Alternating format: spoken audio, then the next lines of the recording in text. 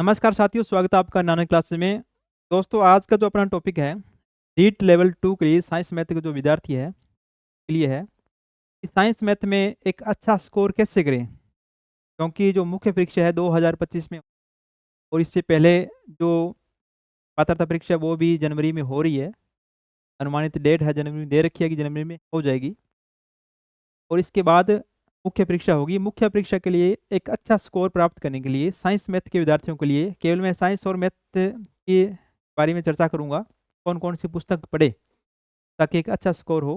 वैसे देखा जाए तो बाजार में काफ़ी गाइडें उपलब्ध है। अगर एक दुकान पर आप चले जाते हो काफ़ी पुस्तकें आपको मिल जाएगी। वहाँ पर एक विद्यार्थी कन्फ्यूज हो जाता है कि कौन सी पुस्तक खरीदे, किस लेखक की खरीदें। तो इन सभी बातों को लेकर अपन चर्चा इसमें करेंगे। इसमें देखिएगा, पहले तो अपन जान लेते हैं कि आपका जो सिलेबस है कौन कौन से और कितने टॉपिक है। उसके बाद मैं पुस्तक की बताऊंगा कि कौन सी पुस्तक पढ़े। पिछले पेपर जो आया है था मुख्य परीक्षा का, कहाँ से प्रश्न बने थे, कितने प्रश्न आए थे, वो भी अपन इस करने वाले हैं।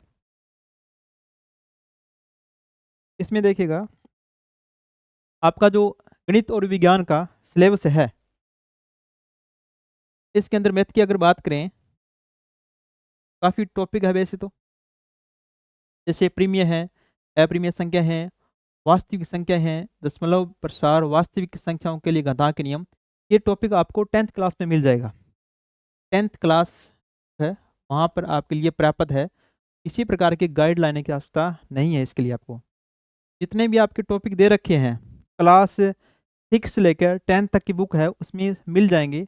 अगर आप 9th और 10th की बुक भी पढ़ लेते हैं तो काफ़ी आप कर पाओगे, क्योंकि ज़्यादा जो समस्या होगी बायोलॉजी की विद्यार्थी हैं उनको होने वाली है। क्योंकि 10th के बाद वो मैथ को छोड़ देते हैं, तो वो पढ़ने के लिए यानी कि बेसिक अगर उनको जानकारी है मैथ की, क्योंकि मैथ में उनको समस्या आने वाली है, तो अगर बेसिक जानकारी है, मेन जो टॉपिक होता है इसका परसेंटेज का टॉपिक है। अगर अन्य बात करें प्रतिशत का, अगर ये टॉपिक किसी विद्यार्थी को आ रहा है पूरा पूरा प्रतिशत के बारे में, तो बेसिक जानकारी है वो इसके अलावा जो अर्थमेटिक के जितने भी टॉपिक आपको दे रखे हैं वो पूरे के पूरे आप कंप्लीट कर सकते हैं। ये आपको 9th क्लास में मिल जाएगा। वर्ग और वर्ग मूल और घनमूल, इससे संबंधित जो प्रश्न आएंगे वो लगभग ये 7th और 8th क्लास में दे रखे हैं, वहाँ से कर सकते हैं। बहुपद वगैरह है, सेंसफल, परिमेय बहुपदों का गुणफल 9th और 10th क्लास में दे रखे हैं, वहाँ से इनको कर सकते हैं। टॉपिक को आप दो चरों वाले रैखिक समीकरण है, ये भी 9th और 10th की बुक में दे रखा है, वहाँ से कर सकते हैं। प्रतिशत है, लाभ हानि है, सरल ब्याज है, चक्रवर्ती ब्याज है, अनुपात अनुपात अनुपात है, वृद्धि एवं ह्रास है। ये अर्थ की क्लास में काफ़ी बढ़िया दे रखा है, वहाँ से कर सकती हूँ। क्योंकि पिछली बार जो एक दो क्वेश्चन आए थे 10th क्लास के हूबहू उठा ले गए 9th और 10th में से, इस प्रकार का प्रश्न बने थे। रेखाएं और कोण हैं, ये आप कर सकते हो, 9th क्लास से कर सकते हो, वहाँ पर पूरा टॉपिक आपको मिल जाएगा। समतलीय आकृतियाँ हैं, त्रिभुजों की समरूपता है, त्रिभुजों की सर्वांग क्षमता, चतुर्भुज है, वर्त है, बहुभुज है, ये टॉपिक आपको 9th और 10th में मिल जाएगा। इसके अलावा समतलीय आकृतियों का क्षेत्रफल है, परिमाप, त्रिभुज, आयत, वर्ग, समांतर चतुर्भुज, समलम चतुर्भुज है, ये भी आपको 9th और 10th में मिल जाएगा। दोनों बुकों में ये टॉपिक है, वहाँ पर कर सकते हो आप। इसके अलावा आगे देखिएगा, नेक्स्ट है ठोस आकृतियों का फर्स्ट क्षेत्रफल। ये आपके 10th क्लास में नहीं है, 9th क्लास में अच्छी तरह से दिया हुआ है, वहाँ से पढ़ सकते हो। संख्या की आप 10th क्लास में देख सकते हो, ये दोनों टॉपिक है 10th क्लास में मिल जाएगा, वहाँ से इनको देख सकते हो। यानी कि जितने भी टॉपिक आपके दे रखे हैं मैथ के अंदर 9th और 10th में काफ़ी टॉपिक है। इसके अलावा क्लास 7th और 8th में कुछ टॉपिक है, वहाँ से इनको कवर कर सकते हो। या अगर क्वेश्चन कर लेते हो तो 30 क्वेश्चन आपके जो आते हैं मुख्य परीक्षा के अंदर तो आप आसानी से कर पाओगे। अगर अच्छी तरह से तैयारी कर लेते हो, मान के चलिए 25 प्लस प्रश्न आप आसानी से कर लोगे। क्योंकि एक या दो को प्रश्न जो आते हैं थोड़े से हार्ड भी बन जाए, छोड़ने अगर पड़े तो भी आप 25 प्लस आसानी से कर पाओगे। क्योंकि अगर हार्ड से हार्ड भी प्रश्न बनेगा तो एक या दो प्रश्न ही बनेंगे, इससे ज़्यादा नहीं बनने वाले। और बायोलॉजी के लिए और मैथ के विद्यार्थी हैं उनके लिए तो प्रैक्टिस ही करनी है ओनली फॉर, तो बेसिक जानकारी उनका संबंधी मैथ से रहा है, तो अगर प्रैक्टिस सेट निकालते रहे समय समय पर, अगर मैथ को 1-1.5 घंटा रोजाना टाइम दे रहे हैं तो उनको लिए ये पर्याप्त है। इसके लिए आपको 9th और 10th की और 8th और 7th की क्लास ये बुक पढ़ सकते हो, वहाँ से आपका ये कवर हो जाएगा। इसके लिए कोई विशेष गाइड की आवश्यकता नहीं है, क्योंकि गाइडें हैं, काफ़ी गाइडें बाजार भरे पड़े हैं। सभी जितने भी टीचर आपकी एडवर्टाइजमेंट कर रहे हैं कि मेरी पुस्तक खरीदो, ये खरीदो।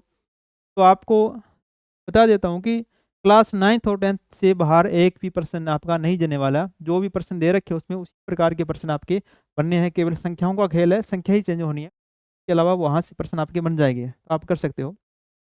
अगर विज्ञान की बात करें, अब विज्ञान में देखिएगा कौन कौन से टॉपिक आपके हैं।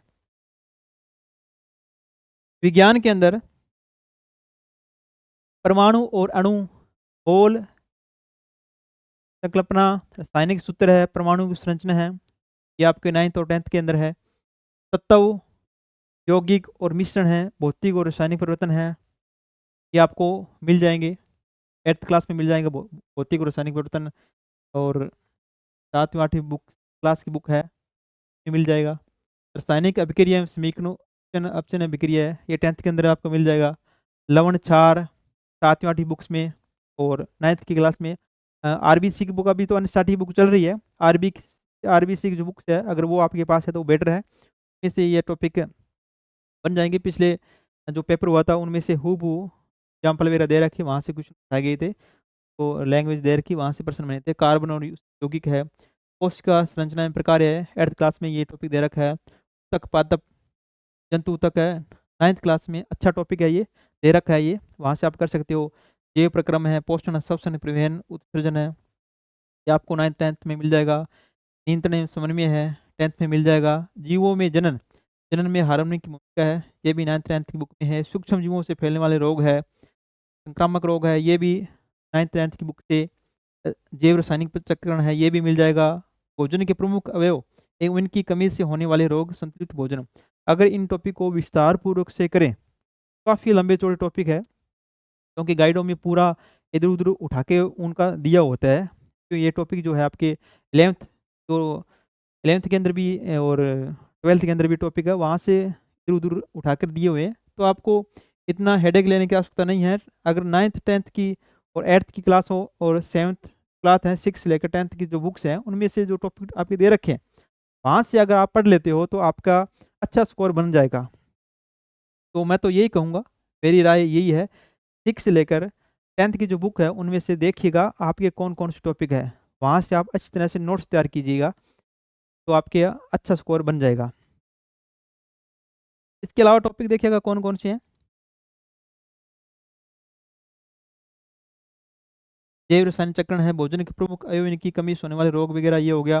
बल एवं गति, गति के नियम है, यह भी आपको 9th 10th में मिल जाएगा। विद्युत धारा परिवर्त है 10th क्लास में। गुरुत्वाकर्षण, ये भी 9th 10th में मिल जाएगा। ताप उष्मा, तापमापी उष्मा शिक्षण है, 9th 10th में, ये भी मिल जाएगा, 10th के अंदर है, अच्छा दे रखा है। सौरमंडल वगैरह है, ये आपके 9th के अंदर और 8th क्लास में मिल जाएगा टॉपिक। यानी कि कहने का मतलब ये हो गया, मैथ और साइंस के विद्यार्थियों के लिए पढ़ना कहाँ से है, साइंस और मैथ। टोटल जो आपके प्रश्न आने हैं 30 प्रश्न आएंगे, 30 + 30 यानी कि टोटल आपके 60 प्रश्न आने हैं, जो होंगे 120 अंक के। तो आप क्लास 6 से लेकर 10th की जितनी भी बुक है तो आप लेके आइए, उनमें कौन कौन से टॉपिक है वो पढ़िए। इतना अगर पढ़ लेते हो आपके लिए पर्याप्त है। इसके अलावा अगर आपको ऐसा लग रहा है कि अभी भी कमी है, तो आप एक अच्छी गाइड ला सकते हो, परंतु गाइड की आवश्यकता नहीं है। फिर भी अगर मन नहीं मान रहा है तो आप गाइड ला सकते हो एक, परंतु गाइडों में क्या है कि फालतू की चीज़ें बहुत दे रखी है इधर उधर की, तो वो एक भ्रमित करने के लिए है। इससे अच्छा क्लास 6 से लेकर 10th की बुक ही आप पढ़ें। तो आपका टोटल जो होता है 60 अंक का होता है, 1% 2 अंक का होता है, तो 120 अंकों का टोटल हो गया। यहाँ से अगर आप क्लास इसी 30% अगर आते हैं, तो मान के चलिए मैथ के विद्यार्थियों के लिए, साइंस के जो विद्यार्थी हैं उनके लिए तो ये विज्ञान वाला चैप्टर पोर्शन है, अच्छा हो जाएगा, कोई समझ वाली बात नहीं है। अगर मैथ के लिए बात करें, मैथ के लिए थोड़ा सा उनका कमज़ोर पार्ट होता है, हालांकि बार बार अगर प्रयास करें वो, तो ये भी हो सकता है उनका।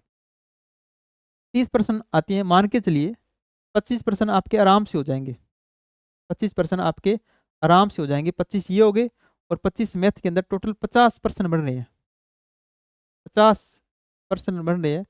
अगर गलत वगैरह करके ही आपके अगर 45% बचे, 45 या 50 के बीच बीच के परसेंट बचे, तो बहुत अच्छा स्कोर है। इसके अलावा जीके रह गया, तीक्ष्ण विधि है, विज्ञान है, काफ़ी चैप्टर वहाँ से आप इनका स्कोर अच्छा कर सकते हैं।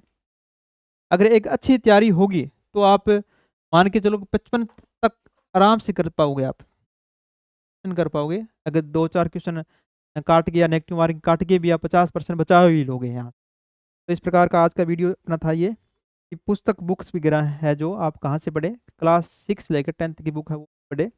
आशा करते हैं कि अच्छी तरह से आपकी तैयारी चल रही होगी, और जितने भी मैथ की टॉपिक है, साइंस की टॉपिक है, वो भी अपने आने क्लासेस के शिव सर के चैनल पर करवाएंगे अपने वीडियो के माध्यम से। जितने भी टॉपिक है, जितने में मेन मेन जो पोर्शन है, जो आने वाला मैटर है, वो भी करवाया जाएगा। इसके अलावा फालतू की चीज़ें नहीं करवाई जाएगी यहाँ पर। जो लगता है कि ये प्रश्न आ सकता है, पिछले पेपर आया था उसके आधार पर, अगर आप तैयारी कर रहे हो तो पिछले पेपर को थोड़ा देख लेना कि किस प्रकार के प्रश्न आए थे। थोड़ा सा अपने को आइडिया मिल जाता है कि इस प्रकार के प्रश्न आए थे और आने वाले एग्जाम में भी इस प्रकार के प्रश्न आ सकते हैं। तो आज का ये वीडियो था, तो वीडियो अच्छा लगा तो वीडियो को शेयर भी करना, लाइक भी करना। दोस्तों एक मिलते हैं एक नई वीडियो के साथ, नए जोश के साथ। तब तक धन्यवाद दोस्तों।